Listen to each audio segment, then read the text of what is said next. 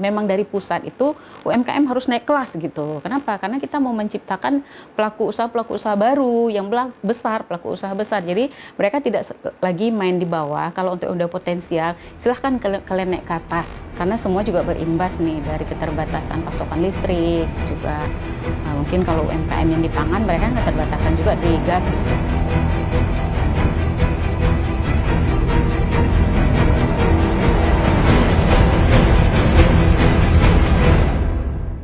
Assalamualaikum warahmatullahi wabarakatuh. Rekan PTM dimanapun berada, alhamdulillah merumpul dengan ngeluntuan Indah Rastika Sari di episode ke-33 tahun ke-6 15 Desember 2025 Senin hari ini pastinya. Yang belum subscribe kayak masih tunggu, dan juga komen-komen positif dan bagikan kepada semua. Di tengah kondisi Aceh, Sumatera Utara, Sumatera Barat, kita kirimkan doa terbaik untuk saudara-saudara kita, dan silahkan ikut berpartisipasi, berdonasi ke lembaga-lembaga yang memang itu aksesnya dekat dengan kita, atau silahkan saja apapun yang bisa kita lakukan untuk mereka. Doa terbaik untuk saudara-saudara kita pastinya. Dan kita masih bicara terkait dengan kota kolaborasi, Kota Banda Aceh dalam sudut pandang kali ini dengan tema kita usaha mikro, kecil, dan menengah atau UMKM naik kelas melalui kemudahan perizinan dan akses investasi. Bagaimana kemudian kondisinya hari ini? Bagaimana bisa naik kelas dengan kemudian perizinannya, dan bagaimana juga bisa akses investasi di sana, apalagi di kondisi-kondisi Aceh hari ini. Itu kita akan membahasnya bersama dengan Kepala Bidang Penanaman Modal Dinas Penanaman Modal dan Pelayanan Terpadu Satu Pintu DPMP TSP Kota Banda Aceh, Ibu Cut Nur Mustaqimah SE MSc. Assalamualaikum Bu Cut. Waalaikumsalam Bu. Apa nih? Indah aja Ibu Indah ya. Akrab. Iya. Masya Allah Ibu. Biasa lihat di televisi gitu ya. Masya Allah. Hari ini langsung ketemu. Alhamdulillah ya Bu ya. Ya, alhamdulillah. Sempat kemarin ada beberapa kali kendala, tapi alhamdulillah hari ini Allah pertemukan. Iya, insya Allah ya. Insya Allah Ibu. Nanti kita akan bahas dengan kondisi-kondisi hari ini, tapi gimana dengan konteks umumnya dulu nih Bu, UMKM di Kota Banda Aceh, dan bagaimana tadi kita sebutkan ada kemudahan perizinan. Silakan Bu. Iya. Assalamualaikum warahmatullahi wabarakatuh. Waalaikumsalam. Terima kasih untuk rekan Indah, juga PTM Official ya. Semoga selalu memiliki rating tinggi gitu. Dan saya memang hampir selalu mengikuti perkembangan Kota Banda Aceh, perkembangan Aceh melalui PTM gitu kan, biar ada isu-isu terbaru yang kita ketahui nih. Alhamdulillah kita diundang kemari, semoga apa yang sudah dikasih tema ke kita bisa memberikan informasi tambahan terutama bagi UMKM. Sebagaimana kita ketahui, UMKM itu adalah pelaku usaha mikro yang mereka sebenarnya mereka itu tulang punggung pemerintah daerah.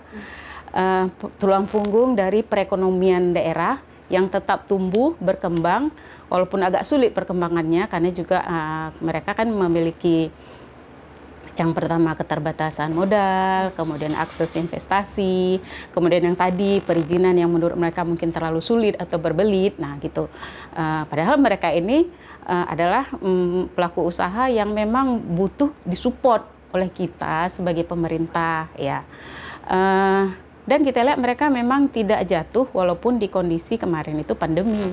UMKM ini kan tetap tumbuh dia. Hanya saja ketika itu belum semua UMKM memiliki akses informasi investasi, akses untuk perizinan. Nah, disinilah kita di PMPTSP selaku perpanjangan tangan dari pemerintah kota, perpanjangan tangan juga dari Kementerian Investasi dan Hilirisasi memfasilitasi perizinan, kemudahan perizinan bagi UMKM gitu. Proses kemudahan perizinan ini menarik. Bagaimana kemudian yang tadi dengan mungkin modal terbatas, tapi mereka butuh support yang kita bilang dukungan tadi dari pemerintah kota juga kementerian dalam hal ini. Nah, bagaimana kemudian mereka bisa akses Ibu poin dari kemudahan izin ini? Iya.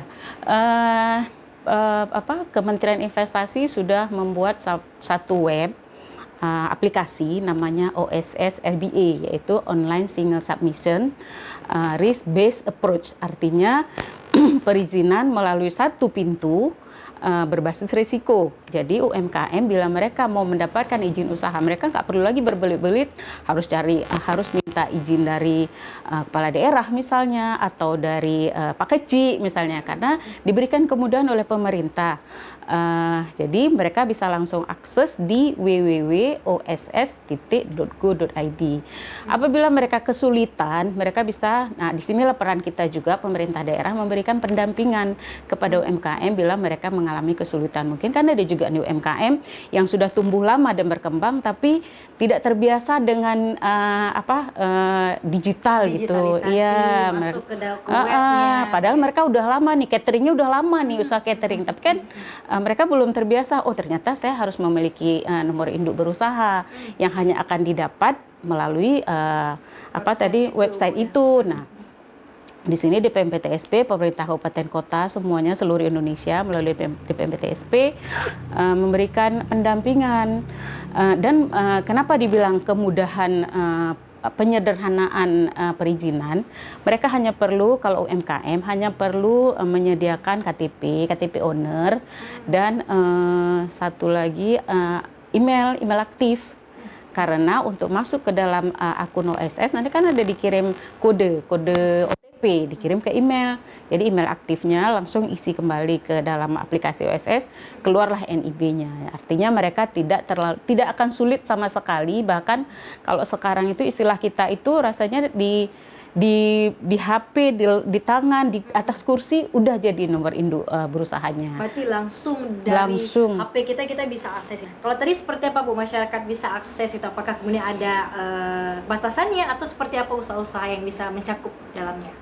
Kalau UMKM ini kan dia sifatnya rencana modal usahanya di bawah 1 miliar.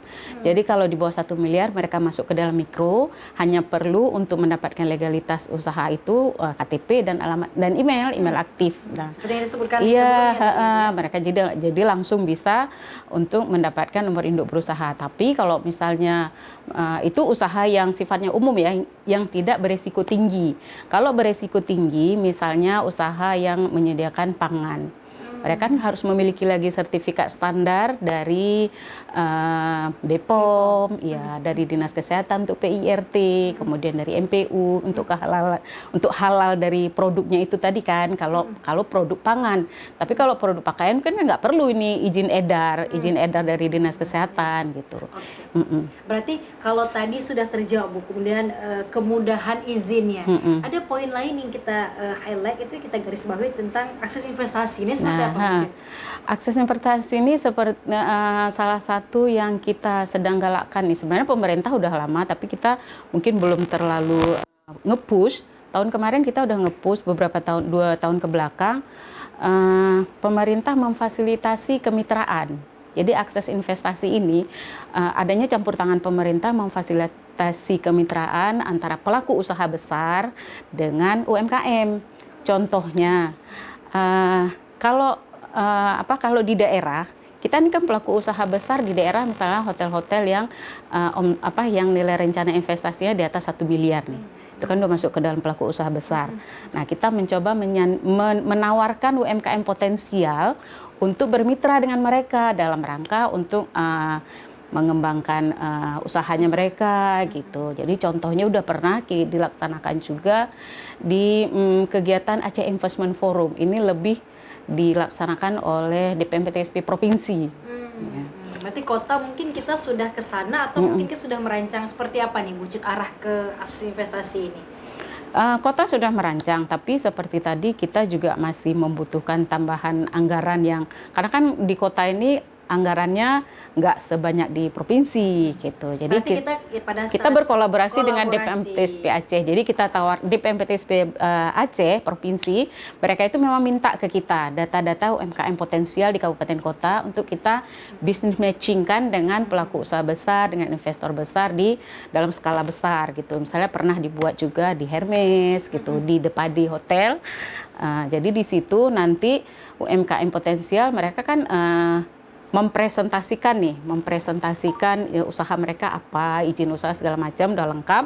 Kemudian apa yang mereka selama ini buat sehingga menarik minat di investor. Nah, investor tertarik, wah ini boleh nih kita matchingkan dengan usaha kami gitu. Artinya ini menarik kolaborasi tadi Menarik ya, Bu? kolaborasi. Menarik kolaborasi bersama. Mungkin tadi yang UMKM bisa yang tadi naik kelas. Naik kelas. Nah, di sini mereka naik kelas ya kan. Iya, jadi tadi poinnya mereka akses izinnya mudah, tapi juga tadi ada poin yang lain bisa akses investasi untuk usaha-usaha yang sudah besar. Iya. Tapi bentuk kemudian apa yang sudah pernah kita coba sandingkan Ibu, yang usaha-usaha UMKM di Banda Aceh, bentuknya akan seperti apa yang sudah berjalan? Banyak, seperti misalnya usaha, kalau yang saya tahu di Banda Aceh ini kan Yagi, kita kan ada parfum Yagi.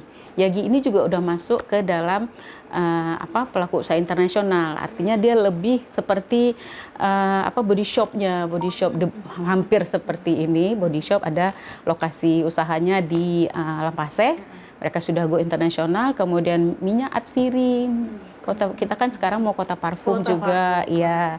Jadi kan awalnya mereka ini UMKM. Tapi kita naikkan perlahan naik hingga menjadi nanti bukan tidak mungkin suatu saat dianya itu yang akan menjadi pelaku usaha besarnya, ya akan bisa kita ekspor kan segala macam itu segala. Jadi artinya itulah dukungan pemerintah. Dari pemerintah, Bu Cut. Jadi bagaimana kemudian UMKM ini bisa naik kelas lah. Tadi kalau kita bahasakan naik tingkatannya dengan investor-investor besar dan juga tadi kemudahan akses perizinan untuk kemudian yang baru-baru. Tapi di kondisi-kondisi hari-hari ini, Bu Cut, di serba mungkin listrik juga masih belum stabil, begitu juga akses sinyal internet dan sebagainya.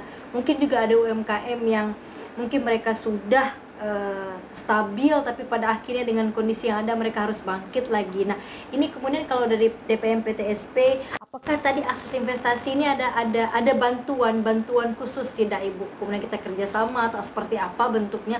Atau bagaimana yang sudah diupayakan lah dari Pemkot khususnya DPM PTSP Bu, untuk melihat kondisi-kondisi yang terjadi?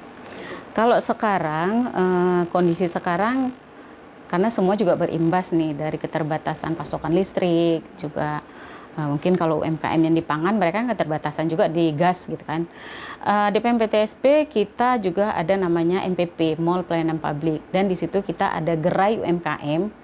Kita memang mendirikan gerai UMKM karena itu juga salah satu persyaratan yang dipersyaratkan oleh Kementerian Pan-RB agar MPP memiliki gerai UMKM. Di situ bantuan dari kita nih sebagai DPM PTSP, pemerintah, kita mengizinkan mereka, ayo kalian yang mau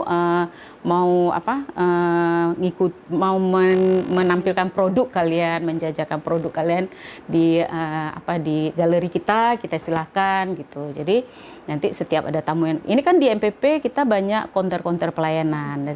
Jadi setiap ada orang yang melakukan pelayanan, mereka kan akan ngeliat nih, oh ada dijual seperti ke Mama misalnya, itu yang UMKM yang potensial juga kan. Ada ke Mama, ada scrap gitu, ada juga minyak wangi, ada semualah produk-produk UMKM yang bisa menggenjot penjualan mereka juga dengan hadirnya di situ. Dan kita juga di web kita di IG MPP Kota Banda Aceh, kita juga mempromosikan setiap usaha-usaha produk lokal dari mereka gitu. Artinya dukungan itu yang dari pemerintah yang diperlukan. Tapi poin apa lagi Ibu yang coba dilihat dengan kondisi kita harus bertahan nih, kita harus kemudian membantu UMKM untuk bisa dengan kondisi ada mungkin mereka harus tertatih-tatih nih Bu Cut. Tapi bagaimana DPM PTSP melihat ini Bu Cut? Sebenarnya kami kalau DPM PTSP kan lebih kepada pengembangan investasi gitu kan. Kita sebenarnya tupoksi DPM PTSP itu lebih melihat pelaku usaha besar. Kalau khusus UMKM, kita juga ada namanya Dinas Perdagangan, Koperasi dan UMKM. Mereka mungkin lebih concern ke UMKM, terutama dalam kegiatan capacity building. Nah, jadi kita juga kolaborasi kita dengan Dinas Perdagangan UMKM, Koperasi dan UMKM, dan juga kita berkolaborasi dengan Bank Indonesia. Jadi untuk meningkatkan capacity building mereka, Bank Indonesia itu memang melakukan kurasi UMKM berdasarkan data dari kita. Mereka melakukan kurasi untuk dilakukan pelatihan yang dibuat oleh Bank Indonesia, dan kita diundang juga. Nah, kita kan yang memberikan akses investasi setelah kemudian perizinan, termasuk dari Dinas Perindak gitu. Artinya akses investasi yang kita bahas ini di kondisi hari ini makin gencar tidak Ibu kita untuk mempromosikan kondisi-kondisi UMKM kita? Iya, iya. Kalau kita selalu apapun kita selalu menggencarkan UMKM, karena kan kita memang dari pusat itu UMKM harus naik kelas gitu. Kenapa? Karena kita mau menciptakan pelaku usaha baru yang besar, pelaku usaha besar. Jadi mereka tidak lagi main di bawah. Kalau untuk udah potensial, silahkan kalian naik ke atas gitu. Tapi ikuti seperti yang ini gitu. Jadi mereka harus memperbaiki kan. Mereka harus memperbaiki produksinya. Mereka juga akan kita persiapkan untuk go internasional melalui perbaikan tambahan izin usaha yang dibutuhkan, standarisasi produk. Karena apapun cerita, kalau tanpa standarisasi produk, otomatis akan sulit untuk kita bawakan ke rantai pasok nasional gitu. Dan lebih dimudahkan Bu ya pasti dengan kondisi-kondisi yang ada hari ini ya Bu, semakin dimudahkan. Semoga tadi dengan kondisi yang ada, walaupun mereka harus bertahan dengan kondisi, tapi bisa tetap semoga survive ini, terus, tambah survive kita berharap mereka itu, ya kan. Itu harapan kita. Kendalanya gimana Bu Kabid? Kalau kita lihat dengan kondisi-kondisi yang sudah terus berjalan lah, baik kemarin sebelum atau hari ini yang sesudah atau ke depan yang kita lihat ke depan, bagaimana kemudian kendala-kendala kita untuk bisa UMKM jadi naik kelas Bu Kabid?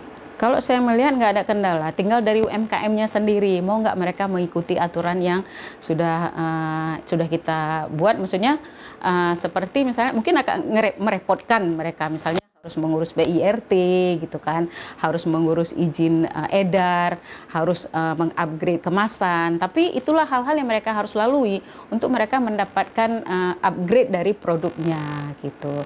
Dan dengan kondisi kemasan yang bagus, taste yang berbeda dengan produk kompetitor, otomatis kan akan ada repeat order. Dan ini kan harus ada usaha dari diri mereka, karena seberapapun yang kita mampu dukung ke mereka, kalau dari diri mereka juga nggak memperbaiki, gitu. Karena kompetitornya kalau kita lihat UMKM kan hampir sama nih. Mereka ini hampir sama kompetitornya, selevel lah. Tapi mereka harus di atas kompetitor. Jadi jangan hanya copy paste tanpa melakukan perubahan-perubahan yang lebih spektakuler lah gitu. Dan kalau dukungan dari dari DPM PTSP adalah bagaimana izin tadi ya Bu ya, kami lebih bisa menyandingkan dengan investor atau perusahaan-perusahaan yang sudah besar, itu poinnya. Iya, karena kan kita kan seperti saya bilang, kita kan lebih ke perizinan investasi, dan kita kan berkolaborasi dengan Dinas Disperindak. Jadi data UMKM itu memang kami minta dari mereka sebagai dukungan data UMKM yang potensial. Nah, dari UMKM potensial itulah yang akan kita sandingkan dengan bisnis matchingnya dengan investor-investor besar. Gitu. Tadi kita sebutkan produk-produk yang kita sudah coba sandingkan Bu Kabid ya, itu mereka sudah bersanding lah dengan investor besar, perusahaan-perusahaan besar. Tapi apa manfaat-manfaat yang bisa mereka dapatkan lah selaku UMKM nih yang coba terus bisa naik level? Khusus UMKM yang memang sudah bisa bermitra nih dengan pelaku usaha besar, artinya seperti Bu disampaikan tadi udah naik kelas lah. Mereka akan mendapatkan akses transfer teknologi gitu. Jadi yang tadinya mungkin cara memproduksi masih manual, dengan bergabungnya ke dalam pelaku usaha besar atau investor besar, mereka akan mendapatkan seperti ini loh cara berproduksi yang lebih cepat, jumlahnya juga waktu yang singkat, waktu terbatas, tapi hasil produksinya besar ya gitu. Kemudian ada juga pasokan jaminan pasar. Jadi setelah ada PKS antara perjanji kerjasama nih, MOU antara pelaku usaha besar dengan UMKM, artinya nanti pelaku usaha besar, saya mau ngambil produk ibu atau bapak sejumlah ini, artinya kan si UMKM harus stok dalam jumlah besar. Dengan adanya PKS, mereka akan membantu mendapatkan, mereka akan berani untuk ke perbankan untuk mendapatkan tambahan modal usaha. Ataupun bisa jadi pelaku usaha besar ngambil terus, kita bayar di depan, bayar setengah dulu. Setelah semua produk selesai, bisa di close semua pembayarannya, Artinya diselesaikan. Marketnya terjamin gitu ya. Marketnya lebih luas, Bu, Lebih dan luas, dan terjamin. iya. Dan terjamin. Pastinya kalau sudah kita bersanding lah, atau Iya, tadi sudah kerjasama dengan investor yang besar. Makanya tadi poin-poin kita harus banyak listnya itu ya, Bu, ya. Iya, Untuk kita terus tadi poinnya upgrade. Pokoknya memang harus upgrade. Harus upgrade. Harus Dan upgrade. bagaimana mereka bisa mengakses informasi itu, Ibu? Khususnya untuk dari DPM PTSP, mungkin ada warga kota khususnya yang belum dapat, di mana mereka bisa akses informasi? Mungkin ada kanal-kanal tertentu yang bisa dibagikan. Mereka bisa juga lihat di Disperindak ya, seperti saya bilang tadi, Dinas Perdagangan, dan saya yakin karena saya pernah minta data UMKM dari Dinas Perdagangan, dan mereka berikan kepada saya itu buku tebal. Artinya mereka ini memang sudah terdaftar di UMKM-nya Kota Banda Aceh. Jadi mereka ya harus selalu upgrade data, informasi, harus rajin buka Disperindak gitu, Disperindak Kota, atau langsung ke kantor Disperindak. Artinya kalau yang tadi untuk akses investasi itu seperti apa, Bu Kabir? Artinya apakah ada informasi yang khusus mungkin di channel-channel media sosial mungkin dari DPM PTSP? Kalau khusus kalau mereka ngelihat di DPM PTSP, di MPP-nya, MPP ya, MPP ya, di MPP Kota Banda Aceh, dan web dan IG DPM PTSP Kota Banda Aceh. Terus untuk kegiatan kemitraan kan memang tidak selalu, dia butuh seperti kegiatan itu besar. Jadi eventnya itu event besar yang memang tidak selalu ada. Karena kan biayanya besar nih, kita kan mengundang investor nih. Namun tapi bagaimana proses menuju ke sana itu kan, Bu, yang kita perlu persiapkan. Mereka bisa langsung menghubungi ke MPP, bisa DM, MPP atau DPM PTSP Kota Banda Aceh, apa nih yang kami perlukan untuk bisa kami ikut ke dalam forum Aceh Investment Forum misalnya. Dan insya Allah kalau tidak ada halangan, Kota Banda Aceh rencananya di tahun 2026 ini program prioritas Wali Kota Ibu Iliza dan Bapak Wakil Pak Afdal akan membuat Banda Aceh Investment Forum. Nah, di situ kita akan mengundang investor-investor besar, kita juga akan kerjasama dengan Kadin, kemudian dengan HIPMI, dan perkumpulan-perkumpulan pengusaha-pengusaha besar, dan di situ kita akan mengundang UMKM potensial untuk ikut serta di dalam kegiatan Banda Aceh Investment Forum. Semoga ya, Bu, semoga dengan itulah yang nggak tuh kita bilang kan. Karena kan mungkin kita rencanakan tidak terbayang kondisi hari ini. Seperti Tapi ini ya. hari ini semoga tadi dengan adanya forum-forum yang kita rencanakan semakin menyemarakkan semangat lagi ya, Bu, ya. Kalau tadinya kita mungkin agak lemas dengan kondisi yang ada, tapi semoga semarak kembali. Iya, kita berharap ya dengan pertolongan Allah semuanya bisa terlaksana. Insya Allah, semoga berjalan dengan lancar. Bu Kabid, terakhir Bu Kabid, silakan closing statement-nya. Khususnya untuk UMKM yang mau naik kelas, sebagaimana kita ketahui UMKM adalah tulang punggung perekonomian daerah. Jadi untuk bisa naik kelas, upgrade terus ilmu pengetahuan terkait dengan bagaimana untuk menuju ke UMKM yang lebih berdaya saing tinggi. Kita DPM PTSP akan terus memberikan pendampingan, perizinan berusaha yang lebih mudah, pendampingan, dan juga kita fasilitasi kemitraan dengan pelaku usaha besar, dengan harapan suatu saat UMKM bisa menjadi pelaku usaha besar sehingga bisa menciptakan lagi lapangan-lapangan kerja. Insya Allah, harapan kita. Terima kasih banyak. Baik. Ibu Cut, SMSI, Kepala Bidang Penanaman Modal, Dinas Penanaman Modal dan Pelayanan Terpadu Satu Pintu, DPM PTSP Kota Banda Aceh, untuk waktunya, Ibu. Insya Allah kita bisa berdiskusi kembali. Terima kasih. Kita ketemu di lain waktu. Rekan PTM. Assalamualaikum warahmatullahi wabarakatuh. Assalamualaikum.